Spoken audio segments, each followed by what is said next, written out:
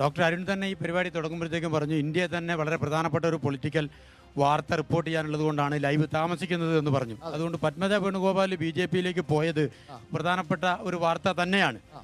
അതിൽ ബഹുമാനപ്പെട്ട കോൺഗ്രസിന്റെ പ്രതിനിധി ശ്രീ ദിലീപ് പറഞ്ഞത് പറയുമ്പോൾ എനിക്ക് ഓർമ്മ വന്നത് ഗോഡ് ഫാദർ എന്ന് പറയുന്ന ഒരു മലയാള സിനിമയുണ്ട്. ആ മലയാള സിനിമയ്ക്കകത്ത് KPS ലളിത പുറത്ത് വാതിലിൽ നിന്നിട്ട് വന്ന ഭർത്താവിൻ്റെ അനിയന്മാരോടൊക്കെ പറഞ്ഞു കഴിഞ്ഞിട്ട് അകത്ത് കയറി കഥ കടച്ചിട്ട് കരയുന്ന ഒരു രംഗം നമ്മൾ സോഷ്യൽ മീഡിയയിൽ പലതും കണ്ടതാണ്.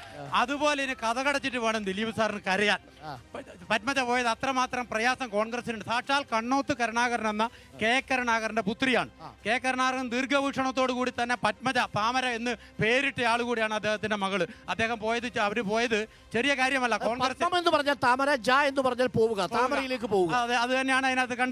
പക്ഷേ കേരളത്തെ സംബന്ധിച്ച് കോൺഗ്രസിന്റെ നിലപാടില്ലായ്മയാണ് കേരളത്തിൽ ഉൾപ്പെടെ ആളുകൾ BJP-യിലേക്ക് പോകുന്നത് എന്നാണ് അതുമായി ബന്ധപ്പെട്ട് സൂചിപ്പിക്കാനുള്ളത്.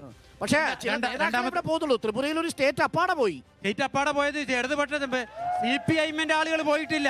ഒരു സ്റ്റേറ്റ് അപ്പാടെ പോയപ്പോഴും 39% വോട്ട് 39% വോട്ട് അവിടെ അധികാരം നഷ്ടപ്പെട്ട 39% വോട്ട് അവിടെ നിലനിർത്തി. കോൺഗ്രസിന് 3% വോട്ടാണ് ത്രിപുരയിൽ. അതുകൂടി ഡോക്ടർ കാണണം എന്നാണ് സൂചിപ്പിക്കാനുള്ളത്. ഓക്കെ, രാഹുൽ ഗാന്ധിന്റെ വിഷയത്തിലേക്ക്. രാഹുൽ ഗാന്ധി ഇവിടെ വന്നു എന്നുള്ളത് നല്ല കാര്യം തന്നെയാണ്. അതിനകത്ത് വേറെ വ്യത്യസ്ത അഭിപ്രായമില്ല. അദ്ദേഹം വന്നു. പക്ഷെ ഒരു MP അങ്ങനെ വന്നു പോകേണ്ട ഒരാൾ മാത്രമാണോ MP? കഴിഞ്ഞ 5 കൊല്ലം മുമ്പ് ഇന്ത്യൻ പാർലമെന്റിലേക്ക് ഒരു തെരഞ്ഞെടുപ്പ് നടക്കുന്ന സമയത്താണ് അദ്ദേഹം ആദ്യമായി വയനാട്ടിൽ കാൻഡിഡേറ്റ് ആയിട്ട് വന്നത്.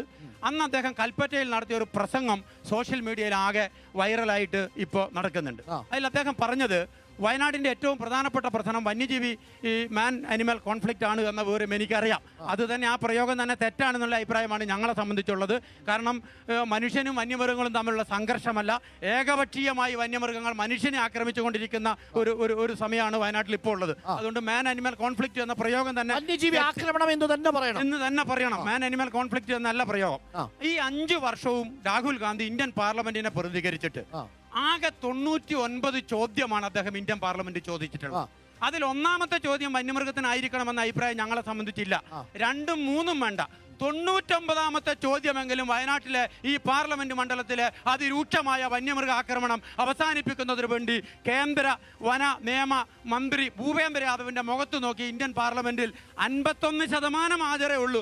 ആ 51% ഹാജറിനിടയിൽ അദ്ദേഹം ചോദിക്കണ്ടേ? ആ ചോദ്യം ചോദിക്കാതെ അദ്ദേഹം തൂവാലയുമായി ഈ കണ്ണീരൊപ്പം വന്നത് അത് മീഡിയ കണ്ണീരൊപ്പുക എന്ന് പറയുന്നത് ചെറിയ കാര്യമാണ്. വനംവകുപ്പ് മന്ത്രിക്ക് അങ്ങനെ തൂവാല എവിടെയാണ് ഇരിക്കുന്നത് പോലും മറന്നുപോയൊരു സാഹചര്യമുണ്ട്. പറഞ്ഞുതരാം.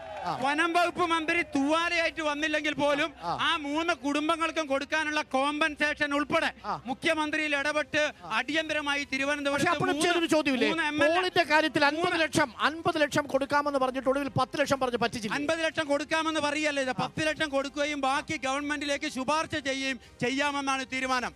അത് ജില്ലാ ഭരണകൂടം ശുപാർശ ചെയ്തിട്ടുണ്ട്. ക്യാബിനറ്റ് പരിഗണിച്ച് കൊടുക്കേണ്ടതാണ്.